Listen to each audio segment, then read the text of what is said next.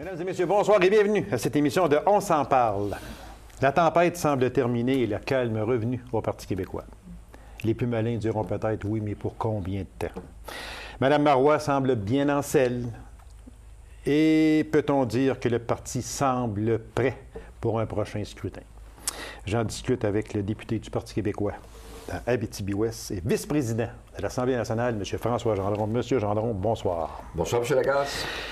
M. Gendron, on va faire la mise au point que je fais toujours maintenant avant chaque émission politique parce que ça change tellement entre l'enregistrement et la diffusion que c'est une mer entre les deux. Alors, on peut dire que l'enregistrement a été fait ce mardi 24 avril à 12h30. Donc, l'émission passe le lendemain, le 25, mais on ne sait jamais qu'est-ce qui peut se passer. Monsieur Gendron, ça a brassé fort. Et puis, est-ce qu'on peut dire, comme je le disais dans mon intro, que vraiment, là, la tempête est terminée et que le Parti québécois est prêt à un prochain scrutin? Sans aucune hésitation, réponse oui. Depuis le 1er janvier 2012, le climat est serein et bon. On a eu un conseil national dès le début de janvier. On a eu un caucus extraordinaire où il y a eu énormément de franchises. Les députés critiques d'eux sont à leur picot, c'est l'expression. Ils sont dans leur champ de responsabilité. L'opposition fait un très bon travail en Chambre sur la législation, sur les orientations gouvernementales, sur l'absence de vision du gouvernement qui nous dirige, que ça soit l'incapacité d'accepter qu'on devrait retirer un meilleur bénéfice de l'exploitation de nos ressources naturelles, que ça soit la volonté de mettre le mot « transformation » dans la loi alors que le gouvernement s'y objecte, qui veulent même pas qu'on inscrive le mot dans la loi cadre de la nouvelle loi sur les mines. Donc, je pourrais continuer pendant des heures et sur les médias sociaux, dans l'opinion publique, que ça soit la précaution sur les gaz de schiste, que ça soit un juste retour à l'exploitation des ressources naturelles, que ça soit plus de contrôle sur la collusion, la corruption, parce qu'il en sort régulièrement, puis c'est toujours un cheval puis un lapin, parce que nous autres aussi, on peut avoir des incidents négatifs. Mais tout le monde met dans le même sac, alors que le sac est bien différent. Je voyais un article, 17 000 de dons au Parti libéral, 400 piastres au Parti québécois, de la même firme, puis l'article disait, ils sont tous les deux pareils. Alors, quand on est là, il faut être plus critique. Il faut faire attention à ne pas gober tout ce qu'on vous dit de gober. Donc, c'est ça qui est le plus difficile. Puis regardez ce matin, parce qu'il faut être d'actualité, ça va passer demain. Puis c'est pas pour une journée, là. Je veux bien croire que ça bouge. Non, mais ça ne peut pas bouger tant que ça. Je sais qu'est-ce que vous allez arriver. Allez-y, M. Gendron. Ben non, mais je vais tout simplement dire que le cynisme est instauré comme jamais. La seule question que je pose, ça fait pas mal longtemps que je suis en politique, je ne l'ai jamais vu aussi aigu dans les 2 dernières années. Qui est au pouvoir dans les 2 dernières années? Vous le savez. Est-ce qu'on peut dire, M. Gendron, que les départs des dissidents, dont le dernier, M.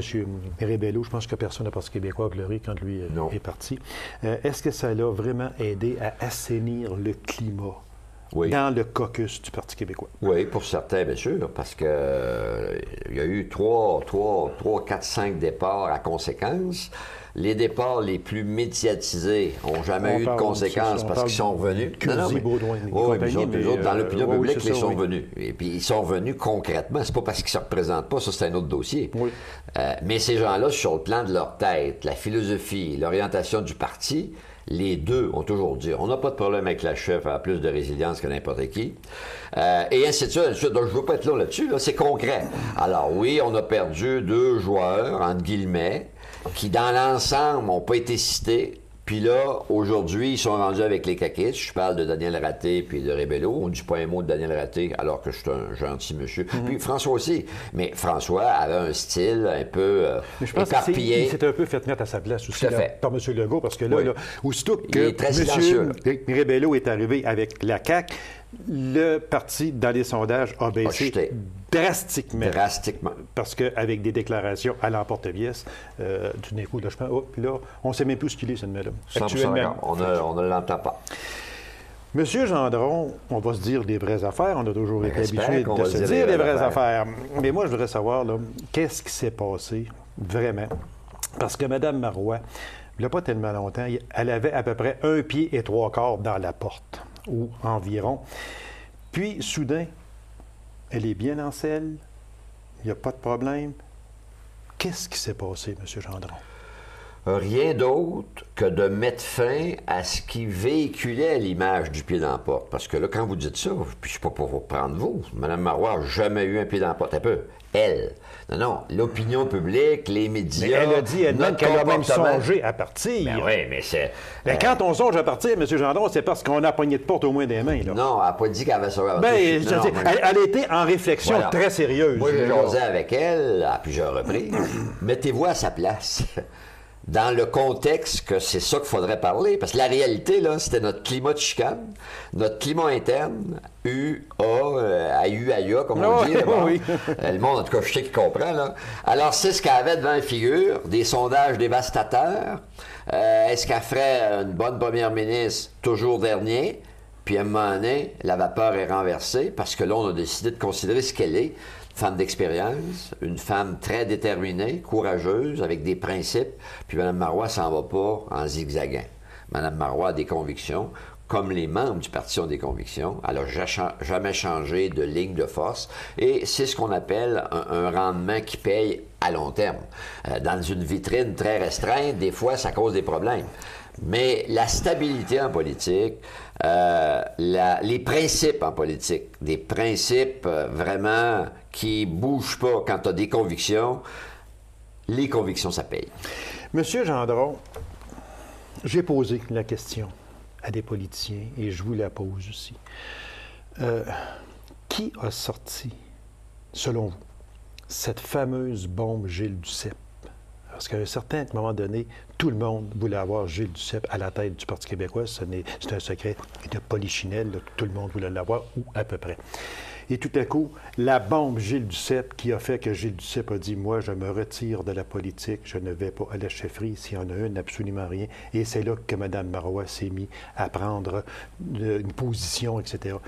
Qui, d'après vous, a envoyé cette bombe-là? Je ne sais pas. Sincèrement, non. J'ai pas de nom. Mais, et ça ne me tente pas de commencer à dire, est-ce que dans les discussions, puis les spéculations à gauche puis à droite, mes contacts, j'ai des prétentions que ça pourrait être un tel? La réponse, c'est oui. Est-ce que c'est d'intérêt public? La réponse, c'est non. Et dans tous les cas comme ça, c'est dans quelques années, quand M. Duceppe ou quelqu'un d'autre écrira ses mémoires, on apprendra qui avait intérêt à jouer cette carte-là. Pour terminer sur ce sujet-là, juste par un oui ou par un non, est-ce que ça aurait pu venir du fédéral? Oui. OK. Madame Beaudoin, le retour de Madame Beaudoin et le non-retour de Pauline Lapointe, qui elle a dit qu'elle ne revenait pas. Lisette Lapointe, c'est pas grave. Excusez, Madame Lisette Lapointe. Pierre Curzi, qui voulait réintégrer le parti, mais avec ses dossiers. Et Mme Marois lui a tenu tête, elle a dit non, les dossiers du français, etc., je les ai donnés à un autre, je ne les arracherai pas un pour te les redonner. Ça a fait quoi, ça, dans le parti? Solidifier le parti. On est très heureux du retour de Louise, parce que Louise avait vraiment une connotation très importante dans l'opinion publique québécoise. Sa famille politique, sa culture politique, son historique politique, c'est le Parti québécois. Et n'avait pas vraiment de raison objective de suivre les trois du troupeau, parce que je m'en rappelle... Curzi, etc. C'est ça. Dire, okay, ouais, puis je m'en rappelle. Non, mais les trois principaux, oui. Lisette, Curzi et elle-même, parce qu'il a fait une déclaration conjointe à trois. Oui, exactement. Oui. Je m'en rappelle. Conférence de presse à trois, etc. Et quand quelqu'un, ce qui n'est plus le cas à peu près pour personne, se donnait la peine de lire les motifs de l'un, de l'une et de l'autre, parce qu'il y avait deux femmes puis un gars, les trois invoquaient des motifs différents. Mais pas du tout lié au fondamental de la chef, de l'option ou du PQ. Puis pourtant, il quittait le PQ. Donc, en conséquence, c'est pas surprenant que ces gens-là, sur le plan des idées et de la tête, réintègrent, sauf Mme Lisette Lapointe, mais qui essentiellement dit, moi, c'est parce que je me représente pas de toute façon. Puis, si je me représentais, bien, je serais plus option nationale, et elle a le droit. Elle a le droit à son opinion et elle est respectée. Monsieur Gendron, le sujet de l'heure, le sujet qui fait vraiment mal, qui nous fait mal paraître, je parle du Québec, on est sur la scène mondiale avec ce qui se passe actuellement, les fameuses manifestations chez les étudiants et étudiantes. Votre opinion sur ça? En mon opinion, le droit de manifester, c'est un droit sacré dans les chartes, mais manifester comme du monde pour en avoir fait moi-même, connaissez mon passé, Oui, puis je suis pas gêné de mon passé du tout. Votre passé syndical, Oui. exactement. Oui, c'est ça. Puis je pourrais l'illustrer n'importe où, mais moi, saccager, briser, être au-dessus des lois dans une manifestation, ça remettait mon dedans. Donc, c'est clair, clair, clair. On a eu moult discussions au caucus. Notre porte-parole en sécurité publique doit avoir dit 17 fois qu'il se dissociait totalement de tous ces gestes-là. Madame Marois l'a fait 11 fois, 8 fois en chambre, 3 communiqués, je l'ai entendu, je les ai dans ma serviette. Alors, on ne peut pas marmotter toujours les mêmes affaires. Là-dessus, c'est clair. C'est inacceptable d'une société démocratique d'avoir des comportements coûteux, des comportements délinquants, des comportements qui ont comme conséquence de se faire justice soi-même. On est dans une société de droit, puis dans une société de droit, qu'on l'aime ou pas, on n'a pas le droit de se faire justice soi-même. Monsieur Gendron, c'est un cul-de-sac. C'est chez les étudiants versus le ministère. L'augmentation de 325 $ par année, le gouvernement a dit, c'est clair, net et précis, ça va rester là. C'est béton. Chez les étudiants, on ne rentre pas, on continue nos moyens de pression tant et aussi longtemps que ce 325 $ par année est là. Alors, si on tient ces positions chacun, ça va finir comment? Qui va céder? Il y a des années scolaires qui vont se perdre, là. Ça va finir comment, M. Jean? Mettons que vous seriez, vous, ministre de l'Éducation, même plus que ça, vous seriez premier ministre. Quelle serait votre tactique aujourd'hui pour mettre fin à ce conflit-là qui perdure complètement, qui dérape aussi là, complètement? Ma tactique n'est pas compliquée. J'aurais été premier ministre, je ne me serais pas moqué des étudiants comme la ministre l'a fait à plusieurs reprises en chambre. Et comme le premier ministre a fait. Oui, mais restons pour l'instant la ministre de l'Éducation d'abord. Parce que le premier ministre, normalement, là, il aurait dû se garder un droit de réserve. Si on avait un premier ministre là, vraiment qui a de la vision, qui est sérieux puis qui assume sa responsabilité, là, il n'aurait pas passé le temps de dire « il y en a plus à l'école qu'il y en a de sortie », alors qu'il savait très bien quand il disait ça, il mentait. Il disait l'inverse de la réalité. Et les Québécois, ils n'aiment jamais se faire dire l'inverse de la réalité. Un premier ministre, faut toujours qu'il se garde des portes ouvertes pour le dialogue. Même si lui ne voulait pas bouger, et il a le droit en passant, c'est pas mon avis, mais il a le droit, lui, de rester. Il est premier ministre. Il a été élu premier ministre. Oui, on est dans un régime démocratique, donc le gouvernement actuel, c'est pas Gendron, puis c'est pas le PQ. C'est le Parti libéral. Donc, ça, je sais ça, puis je respecte ça. Est-ce que le premier ministre a le droit de garder sa position? Oui. Est-ce qu'il avait le droit de fermer toute ouverture au dialogue? Non. Est-ce qu'ils ont niaisé avec la POC pendant des semaines et des semaines? Et quand tu provoques, puis quand tu te butes, puis on bougera pas, puis on bougera pas, puis on bougera pas, et que le phénomène a pris de l'ampleur, parce que là, vous parlez des étudiants, mais il n'y a pas que les étudiants. Il y a eu des familles, des enfants dans 4-5 manifestations. L'ensemble des profs les appuient. Il y a beaucoup, des gens comme Castonguay, quand il dit au premier ministre, là, vous êtes dans le champ. Castonguay, là, c'est pas très péquiste, ça. Oui, mais seulement qu'il y a une chose, M. Gendron, là, c'est que l'appui déjà donné aux étudiants se gruge de jour en jour. Là. Oui, mais pas sur le fond des choses. Faites la distinction. Mais la population, par exemple, là, commence à en avoir marre. Là. Moi aussi, j'en ai marre. Je n'ai pas changé de position. À un moment donné, en avoir marre, il faut que tu regardes pourquoi tu en as marre. Ils en ont marre. Parce qu'ils dérangent tout le monde. Pas que ça. Du saccage. Oui, aussi, oui, non, c'est sûr, non, mais c'est plus ça. La violence, les coûts sociaux. Oui, exactement. Les coûts sociaux, les coûts économiques, les vrais coûts économiques, parce que quand tu empêches le métro de fonctionner à Montréal, là, tu fais ça 5-6 matins, là, il y a des coûts économiques. L'escouade anti-émeute, puis mettez-en. Donc, quand vous dites les gens en ont marre, mettez au moins le piquet à bonne place. Les gens en ont marre parce qu'ils sont plus sur le dossier. Ils sont carrément sur tous Donc, les gens connexes. En ont marre. C'est sûr que les gens ne diront pas que le gouvernement agisse au plus vite. C'est ça que les gens veulent dire, mais c'est que les gens en ont marre aussi. Adoptez ça. Que ça ne se règle pas. Adoptez. C'est ça qui arrive. Je l'ai dit tantôt, on a un premier ministre qui s'est buté. On a un premier ministre qui a dit à la ministre de l'Éducation, essaye d'amoindrir dans l'opinion publique comme si c'était une stratégie d'isoler. Puis c'est assez évident, là, il voulait isoler les étudiants. Je prenais justement tantôt que 80 du budget de la SPVM en heures supplémentaires est déjà grugé. Oui. Puis on est juste au mois d'avril. Je sais. Fait que, il Ça n'a faut pas de bon sens. Fait que, mais tout ça, parce qu'il y a des sessions qui vont se perdre, il y a des étudiants qui ne pourront pas travailler durant l'été parce qu'il va falloir qu'ils reprennent leur session. Donc, pas travailler durant l'été veut dire peut-être pas être capable de rentrer à l'école en septembre prochain, par exemple. Tout ça, là, c'est une grosse boule qui va faire mal à quelque part.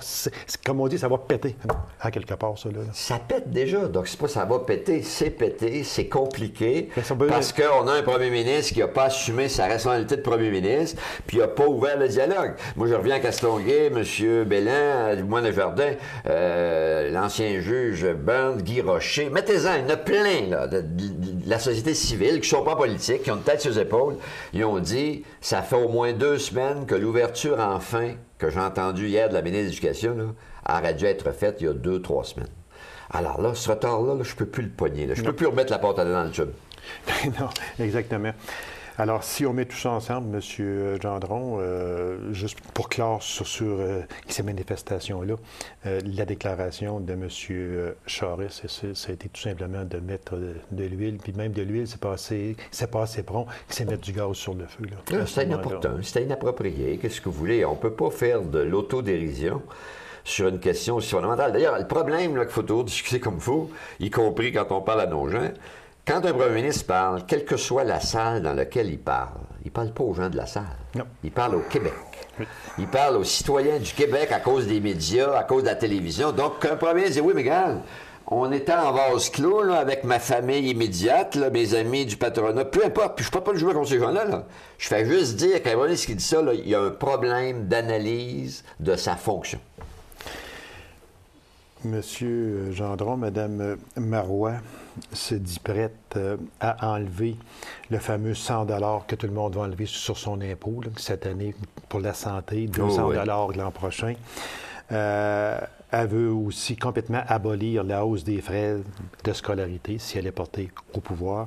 Ça représente énormément d'argent, ce M. Gendron. Je sais que vous êtes conscient de ça beaucoup. Vous allez combler ça de quelle manière, ce manque à gagner là? Avec une indexation intelligente des frais de scolarité. Elle l'a dit. Il ne faut pas oublier que quand elle dit ce que vous venez de dire, là, j'annule cette hausse drastique. Parce qu'encore là, il faut connaître le dossier. Êtes-vous au courant que ça fait 4 ans d'affilée qu'il y a 100 $ de hausse, on n'en a pas parlé?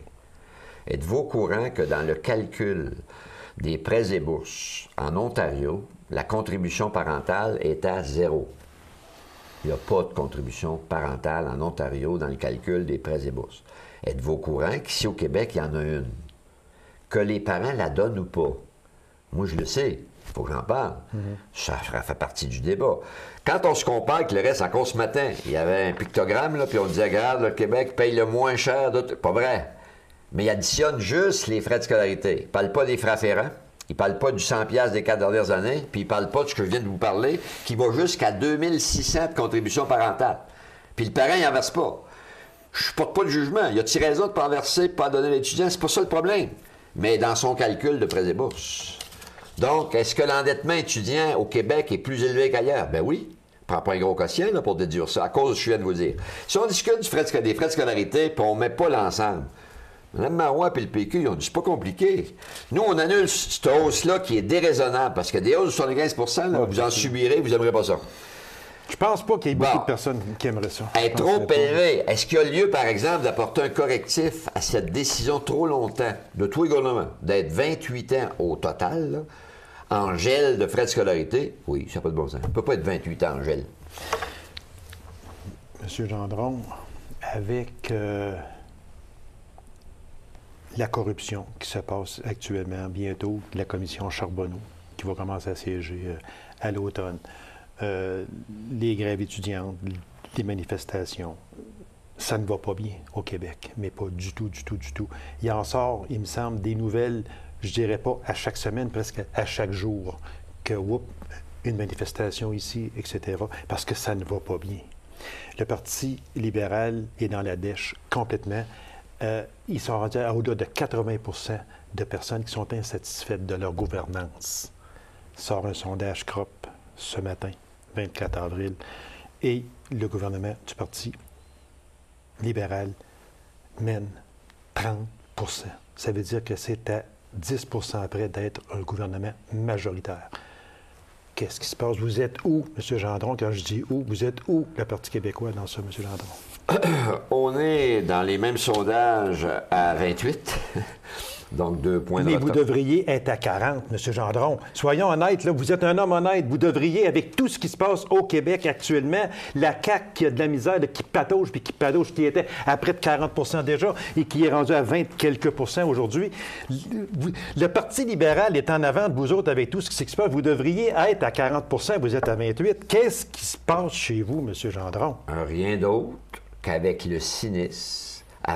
Vous le savez, vous pouvez me reposer la question 3 fois, vous le savez, ce qui se passe, le cynisme dans la population fait que tu sois au Parti québécois, au caquiste, au libéral, ou peu importe, les gens ne croient plus les politiciens à cause Ils croient moins à vous autres à ce moment-là, d'abord. Non, parce c'est parce que vous êtes à 28 vous devriez être... Ça, je le maintiens, M. Gendron, puis je sais que vous êtes assez politicien que, dans le fond, vous êtes après me dire, en dedans de vous-même, il a raison, la cause en rouge, on devrait être bien plus. Non, parce que là, je suis assez grand garçon. Non, mais gardez, M. Gendron. Oui, je le sais. Non, je l'ai déjà dit. Mais seulement, vous devriez être plus haut que ça, M. Gendron. Non, j'aimerais être plus haut que ça. Vous devriez l'être. Non, pour une raison très simple. Les libéraux, depuis que ça existe, ils sont toujours à 29-30, quoi qu'il advienne. Corruption, pas corruption, confiance, pas confiance. Vous seriez bien mieux de tenter d'expliquer ça. Un peu. Chez les Anglo puis chez Franco, additionnez ce pourcentage-là. Donc, eux autres, ils ont 20. Ils ont un qu'à aller chercher 10 d'appui, puis ils sont à 30. Ah, c'est quoi votre problème, là? Expliquez-moi ça. Laissez le Parti libéral, M. Gendron, puis parlez-moi du Parti québécois qui est à 28 Pourquoi qui est à 28 Je l'ai expliqué, mais ça ne fait pas votre appel l'explication. Ben oui, ça fait mon affaire, Non, mais je ne comprends pas encore le pourquoi que vous êtes à 28 Dans ça, vous devriez, je le maintiens, être à 40 M. Gendron. Oui, s'il n'y avait pas ce cynisme très incrusté dans... Le cynisme, c'est pour le Parti libéral aussi, M. Gendron. Oh, je sais. Je viens de vous dire que lui, corruption ou pas, c'est tout égal. Le parti n'a jamais fait moins de 30 depuis qu'il existe.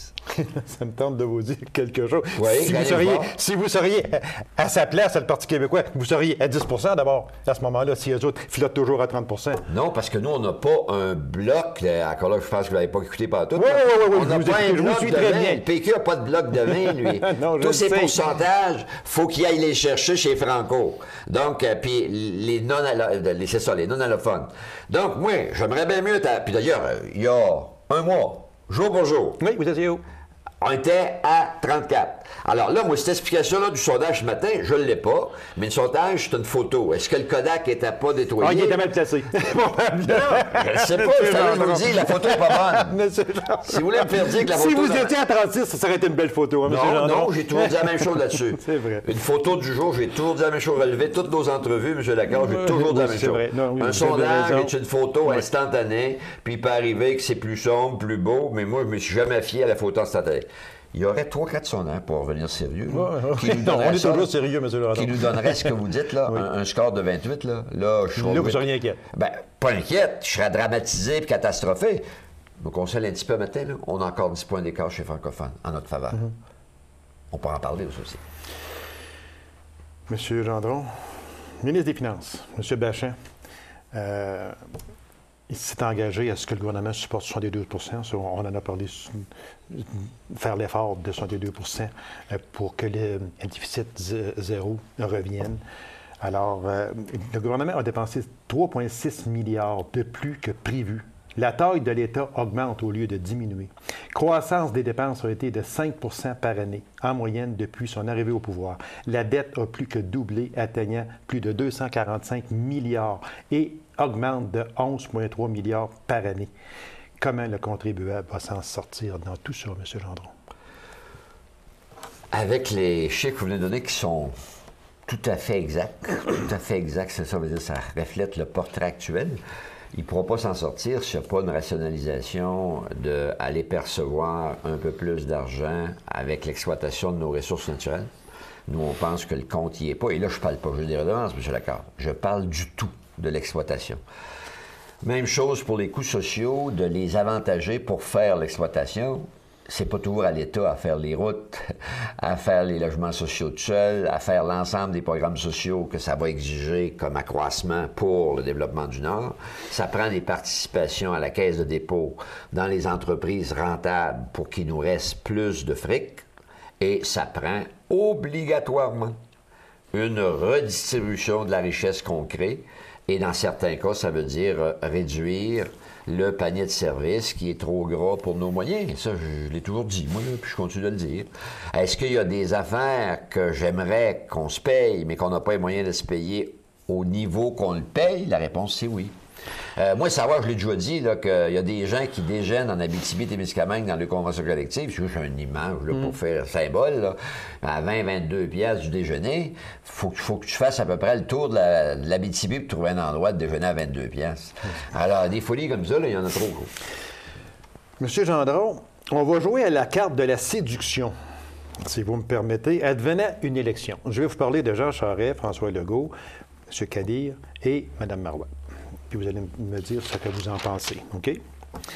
Pour M. Charest, la carte de la stabilité, ça fait 9 ans qu'on est ensemble et on a le plan Nord qui s'en vient. Pour M. Legault, la carte du changement, arme de séduction massive et son célèbre « on verra ». M. Kadir, carte de l'approche franche et directe, mais peu séducteur car il a tendance à dire aux gens leurs 4 vérités. Mme Marois, carte du frais changement, de s'enlever un pied sur le frein et pas l'obligation de tenir un référendum à l'intérieur de son prochain mandat. Je vous demanderai de commenter les 4, s'il vous plaît. Bon, moi, je ne suis pas tellement en désaccord. Je ne suis pas du tout en désaccord avec votre analyse, là, mais avec énormément de nuances. M. Charest, quand vous dites, il peut présenter la stabilité, mais... Lui, il peut dire, ça fait 9 ans qu'on est ensemble, puis le plan Nord s'en vient, ça va être bon. Il peut jouer sa carte. Oui, mais il peut jouer cette carte-là, mais la carte de la stabilité, quand quelqu'un dit, moi, on va faire ça, on va faire ça, on va faire ça, ils n'ont jamais rencontré leur picot, ils n'ont jamais atteint leur objectif, vous l'avez dit avant, sur le plan financier avec M. Bachin. Donc, stabilité, quand dans le discours, c'est bon, mais la réalité est tout autre que le discours, c'est facile à défaire. Monsieur Legault, la véritable carte du changement, oui, il y a 6 mois. Depuis récemment, il n'est pas perçu comme ça, il n'y a pas un programme maturé dans les valeurs démocratiques. Ça a bien été, le Congrès, là. Oui. Mais dans 4-5 heures, on a réglé l'affaire, puis là, enfin, on a l'outil. Moi, je crois pas à ça. Parce que, est-ce que le peuple a été très associé à sa réflexion, à son programme politique? Vous savez bien que non.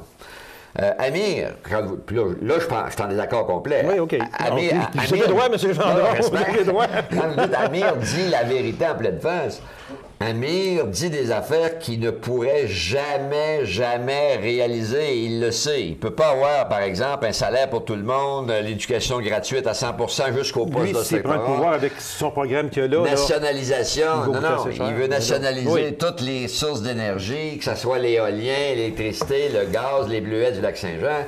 Donc, à un moment donné, il y a un bout, là. Alors, c'est une caricature.